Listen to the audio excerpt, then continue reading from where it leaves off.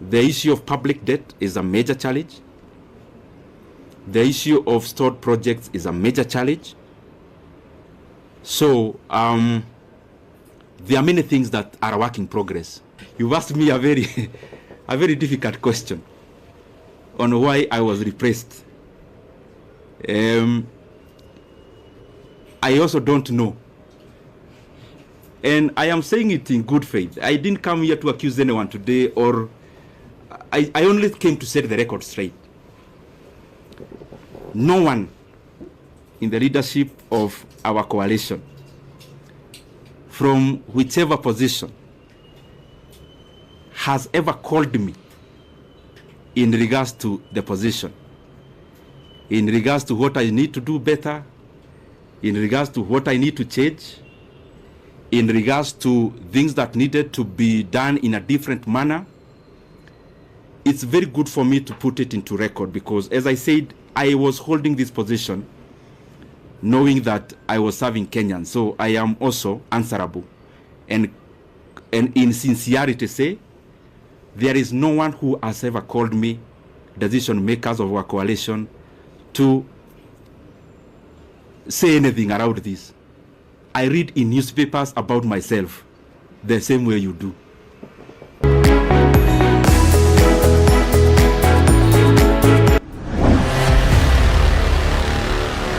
The reason why I called you here, so that our expectations can meet somewhere in the middle.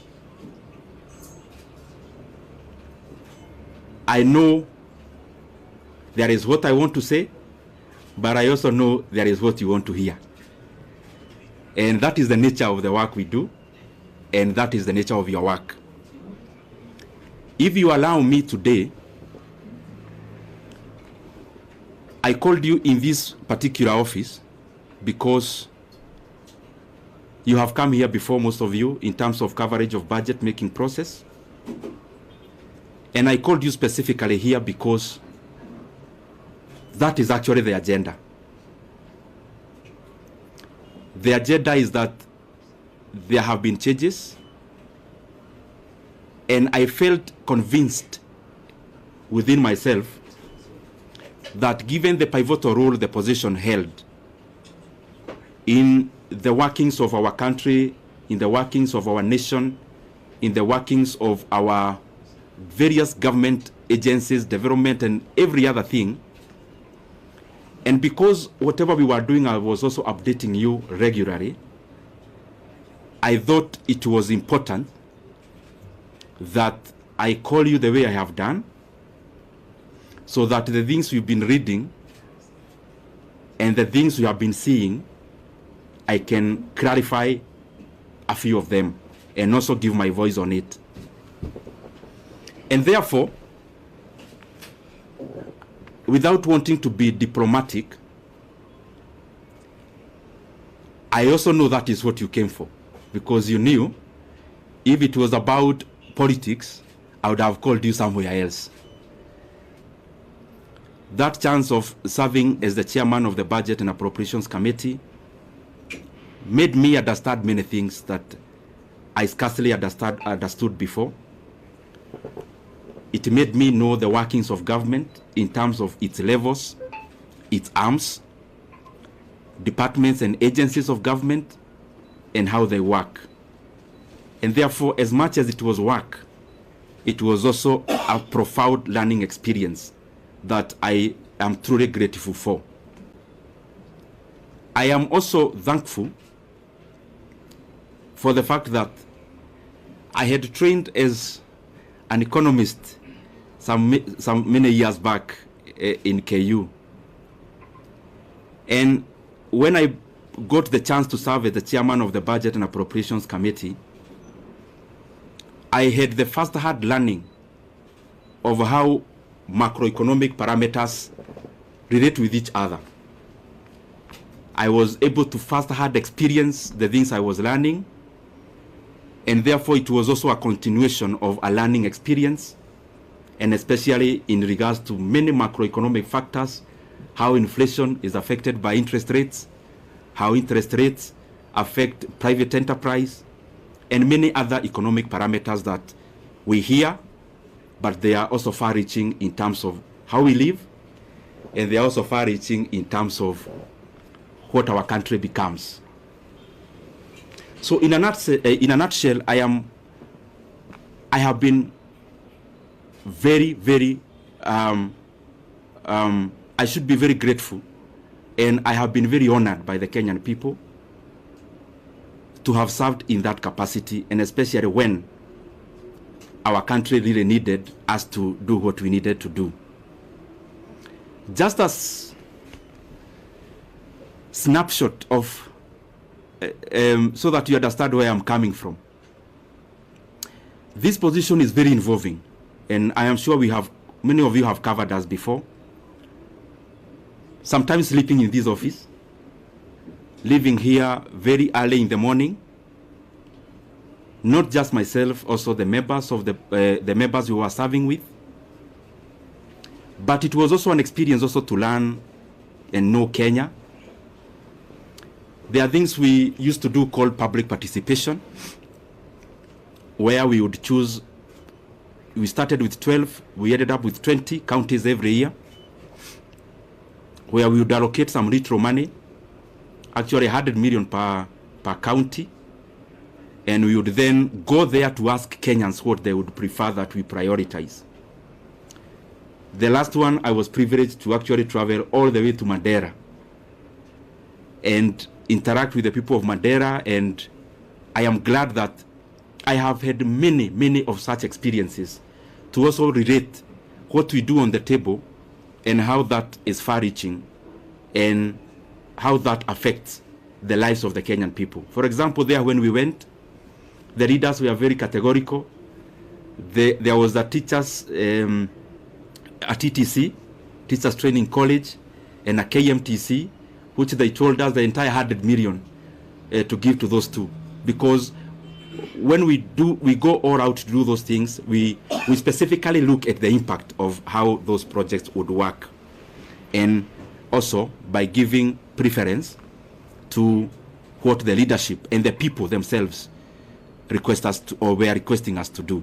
It requires you to work very hard, sometimes to the neglect of your constituents, and therefore I would only wish the current chairman all the best as he steers the committee forward, because after all is said and done, whatever he is doing, the success you'll get is a success for all Kenyans. And therefore there are things we say because we are politicians, but there are also things we say because we are human beings. As a human being, I wish him all the best. And I want to say that I am grateful for the chance I have had. Maybe to clarify a few things which you may have in your mind, or possibly I can give you that chance to ask them. Maybe I'll wind up by saying that I'm also very grateful. Let me reserve that for you to ask, because I am here, I will ask. I will answer. Let me also take this chance to thank the people of Kiharu constituency. Because to become the chairman of the Budget and Appropriations Committee, the prelude to that is for you to be an MP first. And I don't want to chest dump, but I'm just saying it in humility. I am among the few MPs who, in the last elections, I was elected without producing a single poster. I'm not saying that as bravado. Neither am I saying it to prove who I am. I'm saying it in humility, that I'm very, very grateful to the people of Kiharu for that honor, to have served them as a member of parliament. This is my second term, and especially given that there are many landed people in our constituency, but they have given me that honor and privilege to serve as the budget and to serve as their MP, or to serve as our MP as a constituency, and that has opened, or had opened, the room for me to serve as the chairman of the Budget and Appropriations Committee. And at some point in the chase for resources and allocations, there was the issue of the JSS teachers, whom you know very well. By then they were called moguls. And I was feeling very compelled then as the chairman of budget that whatever else we are doing, and that was around last time when the issue about resources was very pronounced out of the issues that happened in July. But out of the things we did, among the few that I'm very, very proud of is the confirmation of the JSS teachers to permanent and pensionable terms. It gives me a lot of satisfaction, and especially given that I took it as my burden to make sure that that was done. But I'm not claiming to have done it by myself. It is teamwork among the committee members, teamwork among the other consultations that you need to do as the chairman of budget, which I am very truly grateful for. I want to stop there and pick some questions. I only request, I am a Kenyan, as I said when I was starting. I know, because I don't want to pretend that you as a journalist, there is what you really want me to say today. But I also feel it is important that the things you have said are equally important for the country, and especially the transition, given the position I held. I used to invite you, you used to cover. I felt it is beholden upon me to also call you when it is time to pack. So if you might, or if I can indulge you, because I'm still here and you are still here, anything else, there is so much time to talk about it. So thank you very much. I open the floor. In that spirit, last week, from Nation, last week you are? From Parliament, they were saying that you used your position as chair to disproportionately allocate much resources to your constituents of Kigali. What could be your response regarding those accusations by fellow MPs in the Parliament? Okay. Maybe we can take another one, then I answer, then we take others. My name is Omolo from West TV. Mine was similar to that, but now that my colleague has asked, maybe as a politician, why do you think you are replaced from that position? Okay.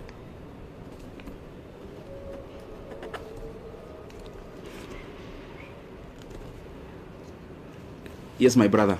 Yes, you are? Moses. Moses from Star. Oh, Moses. Yes, I know you.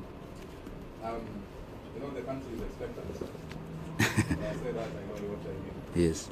Kindly just give us a hint on this expectation. Okay. We can take one lady. I'll come to you, then we answer. I'm here. Yes, my sister.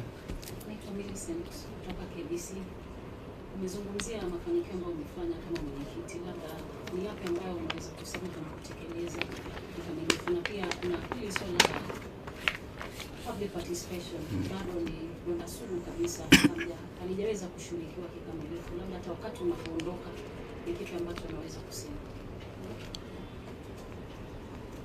Let me answer this so that I don't forget, and then we can answer the others. Dubi from Nation, you've asked about the comments that were made in Parliament last week. I would just implore upon everyone, because I'm not the first person to hold this position, respectively so. You can do an analysis for the past many years that this position has existed, and then try to see and compare for yourself, because many times it's not good to talk about yourself, because you are likely to be subjective. To be objective, the data is out there, just check. However, on the same, every politician have their own brand of politics. Myself, I do not answer evil with evil. Neither do I answer insults with insults. Basically, we are all different, and I don't want to purport to know better what I am not, and therefore I am okay as a leader. You cannot continue being provoked and then you dance to the tune. And I also want to say that anger and hatred is too heavy a burden for any leader to carry. And you only carry anger and those kind of other negative emotions to the advantage of the distractors. So it is important then, in politics you draw your line, you know this is the kind of politics I want to play, draw that line, whatever it is, follow through. Secondly, in terms of Wamalwa West TV, on why, you've asked me a very difficult question on why I was repressed. I also don't know. And I am saying it in good faith. I didn't come here to accuse anyone today, or I only came to set the record straight. No one in the leadership of our coalition, from whichever position, has ever called me in regards to the position, in regards to what I need to do better, in regards to what I need to change, in regards to things that needed to be done in a different manner. It's very good for me to put it into record, because as I said, I was holding this position knowing that I was serving Kenyans, so I am also answerable. And in sincerity say, there is no one who has ever called me, decision makers of our coalition, to say anything around this. I read in newspapers about myself the same way you do. And in terms of this position, that's what I mean. And that's the truth. Moses of Star. You know, Moses is a political journalist. I know him. So he's asking me that I need to say something around politics. Moses, I have your number and you have mine. And I want to assure you that when I need to talk politics, I'll call you. And I'm saying it respectfully. I only think that even this is also very important. And situko tu hapa Kenya. I mean, I'm not going anywhere, and Moses is still around. I know your job is not threatened in any way, so you are still in Star. So I'll be glad to also talk about that at the fullness of time. The other thing about Miriam, sorry, Millicent KBC. There are many things she asked about. Yes, I talked about one thing we did. What about the many others that are challenges that remains to be done? Of course, there are many. There are many things that we are a work in progress for us as a country. And referencing to the position I was serving, the issue of public debt is a major challenge. The issue of stored projects is a major challenge. So there are many things that are a work in progress. There are other very important things like confirmation of other people who work for government, like the UHC staff. We had allocated some money before, but there is still some work to be done in terms of more allocation. And so that even those brothers and sisters can also have a chance to be compensated for the service they offer our country. And the other one, you've talked about public participation. I agree. Kenya is a robust country in terms of hearing your voice, but there is also work to be done in terms of incorporating all citizens, and especially in allocation of resources. There are things that I don't know whether there is a need to it. One of those things is public participation, because it's a continuous process which has to keep on improving, which has to keep on done better, because there is no perfection to it, but we can always polish it and do better about it. We can take another route. Leto. Let me start. You continued serving as the chair for budget. My name is Stephen Leto, Citizen TV. If you continued serving as the budget chair, will you allocate in the 2025-2026 financial year 72 billion shillings for chapati?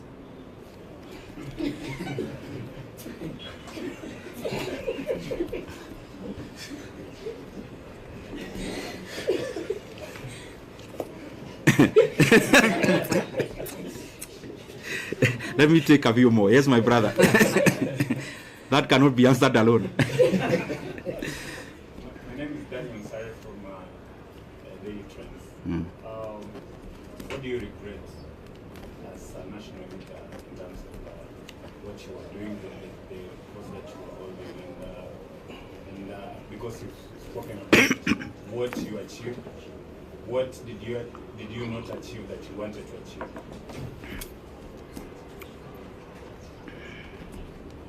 Let me answer those two because I want to be precise. Leto, I don't know where you got that math from, and I don't know whether you're asking about Kiharu because we do that in our day schools. We offer that in our day schools once a month. Is it a Kiharu question or a national question?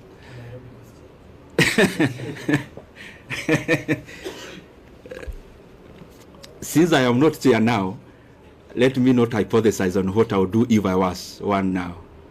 But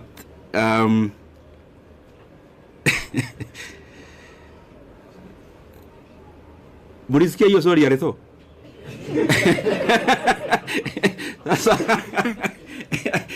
Leto, you want to box me in a corner?